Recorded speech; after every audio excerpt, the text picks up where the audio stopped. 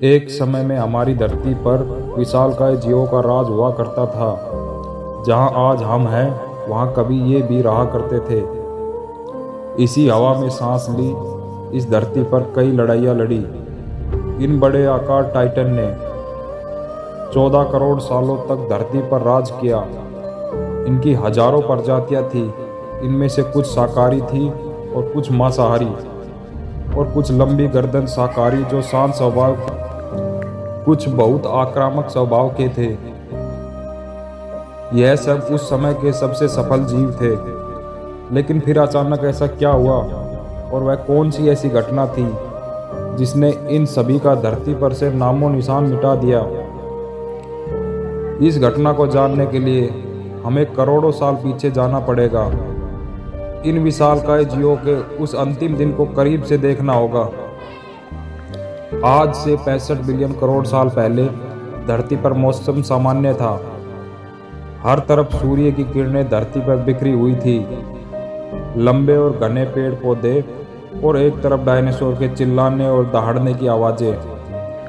जब यह सारे डायनासोर की प्रजाति अपना जीवन बिता रहे थे, तब आज से लगभग 10 करोड़ साल पहले एक छोटा सा एस्टेरॉयड का टुकड़ा जो सुदूर अंतरिक्ष से आ रहा था, वह मंगल और बृहस्पति के बीच बने क्षुद्र ग्रह के बेल्ट में घूम रहे एक एस्टेरॉयड से जा टकराया है।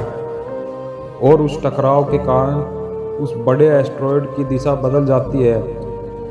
वह पृथ्वी से लगभग 20 करोड़ दूर था, और वो क्षुद्र ग्रह बेल्ट से निकलकर पृथ्वी की ओर तेजी से बढ़ने लगता है। यह एस्टेरॉयड धरती के संपर्क में आया तो उसकी रफ्तार 70,000 किलोमीटर प्रति घंटा थी।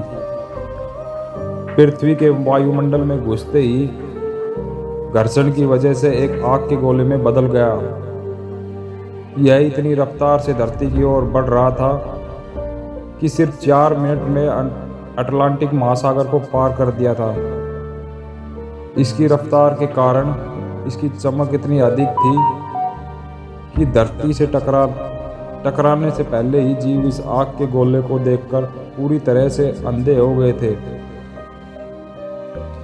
यह जीव उस एस्टेरॉयड को देख ही नहीं पा रहे थे, लेकिन उस एस्टेरॉयड से निकलने वाली गर्मी को वह महसूस कर पा रहे थे। कुछ ही समय बाद वह एस्टेरॉयड मैक्सिको की खाड़ी में जमीन पर जा टकराता है, और 25,000 डिग्री ऊर्जा वाला एक विस्फोट पैदा होता है। यह विस्फोट इतना तगड़ा था कि धरती की लाखों टन धातुएं अंतरिक्ष में चली गई। इस टकराव वाली जगह पर 180 मीटर चौड़ा और 19 किलोमीटर गहरा गड्ढा हो गया। टकराव के कारण गड्ढे का सारा मेटल और पत्थर आसमान में फैल गया और धूल के बादल में बदल गया। 15 मिनट 45 सेकंड के बाद 12.1 की तीव्रता की भूकंप की तरंगें उठने लगी, जिसके कारण समुद्र में विशालकाय लहरों का निर्माण हुआ। उसके बाद एक से एक सुनामी की लहरों का निर्माण हुआ। भूकंप के कारण सभी सक्रिय ज्वालामुखी को देखने का काम शुरू हो गया, और जिसकी वजह से जगह जगह से डायनासोर का विनाश होना शुरू हो गया। धरती के महाविनाश की प्रक्रिया शुरू हो गई थी। इस विस्फोट से निकलने वाले रेडिएशन की मात्रा इतनी अधिक थी कि 800 किलोमीटर के दायरे में आने वाली हर चीज जलकर राख हो गई थी। इस महाविनाश से उड़ने वाले जीव जमीनी खतरों से तो बच गए, लेकिन जो लाखों टन धातुएं अंतरिक्ष में फैल गई थी, वह ग्रेविटी और फोर्स के कारण आग के गोले में बदलकर धरती पर आने लगी। साथ ही धूल का बहुत बड़ा तूफान 6,000 किलोमीटर प्रति घंटे की रफ्तार से धरती की दूसरी तरफ से मौत लेकर आ रहा था। यह धूल के बादल कई किलोमीटर दूर मोटे थे, जिसके कारण धरती पर सूर्य की किरणें ना के बराबर ही पहुंच पा रही थी। साथ ही गर्म हवाओं का तापमान 100 डिग्री सेल्सियस तक बढ़ गया था, और जिसके कारण धरती पर पेड़ पौधे और प्रजातियां नष्ट हो गई। विस्फोट के 90 मिनट बाद धरती का तापमान 200 डिग्री तक पहुंच गया, जिसके कारण जो डायनासोर 100 मील दूर थे, वह भी गर्मी के कारण बच नहीं पाए।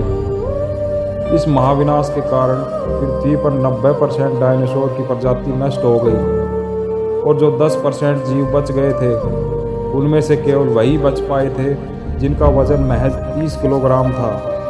इसका कारण यह था कि इस महाप्रलय में बहुत सारे जीव मारे जा चुके थे और पेड़ पौधों की प्रजातियां भी नष्ट हो गई थी, जिसके चलते जो बड़े जीव बच गए थे उन्हें भरपूर मात्रा में भोजन नहीं मिल पाया।